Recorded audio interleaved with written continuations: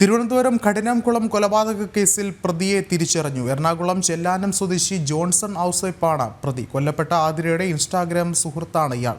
ഭർത്താവിനെ ഉപേക്ഷിച്ച് കൂടെ ജോൺസണൊപ്പം പോകാത്തതിനാലാണ് കൊലപാതകമെന്ന് വിലയിരുത്തൽ.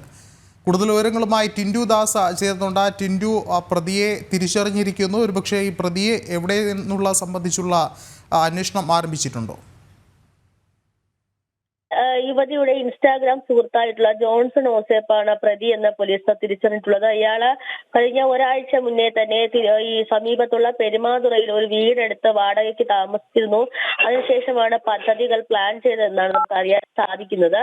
ഈ കൊല നടത്തിയതിനു ശേഷം യുവതിയുടെ സ്കൂട്ടർ എടുത്ത് ചിറയൻകീഴ് റെയിൽവേ സ്റ്റേഷനിൽ കൊണ്ടുവച്ചതിനു ശേഷം അവിടെ നിന്നും കടന്നു കളഞ്ഞു എന്നാണ് പോലീസിന്റെ നിഗമനം. ഇന്നലെയാണ് യുവതിയുടെ ആതിരയുടെ പോസ്റ്റ്മോർട്ടം റിപ്പോർട്ട് പുറത്തു വന്നത്.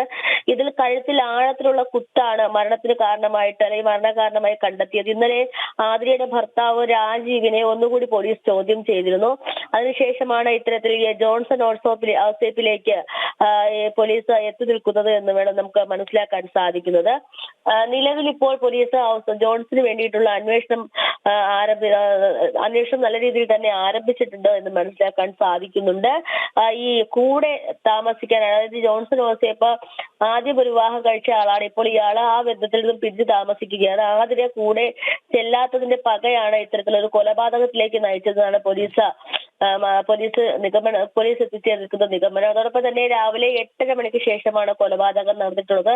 ജോൺസൺ നിരവധി തവണ ഈ വീട്ടിൽ ആതിരയെ കാണാനായിട്ട് വീട്ടിൽ വരികയും അത് ആതിരയുടെ മാതാപിതാക്കൾ കാണുകയും ചെയ്തിട്ടുണ്ട്. അപ്പോൾ അത് അന്ന് തന്നെ പറഞ്ഞ് താക്കീത് ചെയ്തതാണ്. 2 ദിവസങ്ങൾക്ക് മുന്നേ തന്നെ ഈ ആതിരയും അതോടൊപ്പം തന്നെ രാജീവും ജോൺസന്റെ പേര് പറഞ്ഞ് തർക്കമുണ്ടായിരുന്നു. ഇത് പുറംലോകം അറിയുമെങ്കിൽ ആതിര ആത്മഹത്യ ചെയ്യുമെന്ന് പറഞ്ഞതായിട്ടും രാജീവ് പോലീസിന് മൊഴി കൊടുത്തിട്ടുണ്ട്. എന്തായാലും ജോൺസൺ ഔസേപ്പിനുള്ള അന്വേഷണം ആരംഭിച്ചിട്ടുണ്ട്. ഇയാളെ എറണാകുളം കേന്ദ്രീകരിച്ചാണ് കൂടുതൽ പോലീസ് അന്വേഷിക്കുന്നത്.